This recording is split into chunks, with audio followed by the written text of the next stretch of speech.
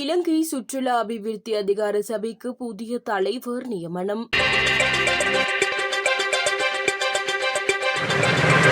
இலங்கை சுற்றுலா அபிவிருத்தி அதிகார சபையின் புதிய தலைவராக சுரஞ்சித் வேவிட்டு நியமிக்கப்பட்டுள்ளார். ஜனாதிபதி செயலணியின் உறுப்பினராகவும் செயற்படும் இவர் வங்கியியல் துறையின் அனைத்து பிரிவுகளிலும் 20 வருடங்களுக்கும் மேலான சேவை அனுபவத்தை கொண்டவராவார். இவர் 2013ஆம் ஆண்டில் மத்திய மாகாணத்தின் சிறந்த பால் சார்ந்த உப தயாரிப்பு தொழில் முனைவோராகவும் மதிப்பீடு செய்யப்பட்டு கௌரவிக்கப்பட்டார். கேகாலை புனித மரியாள் கல்லூரியின் பழைய மாணவரான சுரஞ்சித் வேவிட்டு உரிமம் பெற்ற சுற்றுலா வழிகாட்டி விரிவுரையாளர் உட்பட பல துறைகளில் அனுபவம் வாய்ந்த ஒருவராவார். இலங்கை சுற்றுலா அபிவிருத்தி அதிகார சபையின் தலைவராக பணியாற்றிய புத்திகே ஹேவாவசம் தனிப்பட்ட மற்றும் தொழில்முறை காரணங்களால் நேற்று தனது பதவியை ராஜினாமா செய்ததால் ஏற்பட்ட வெற்றிடத்திற்கே இந்த நியமனம் வழங்கப்பட்டுள்ளது. அவர் தனது ராஜினாமா கடிதத்தை சுற்றுலா, வெளிநாட்டு அலுவல்கள் மற்றும் வெளிநாட்டு வேலைவாய்ப்பு அமைச்சரிடம் எழுத்து மூலம் சமர்ப்பித்தமை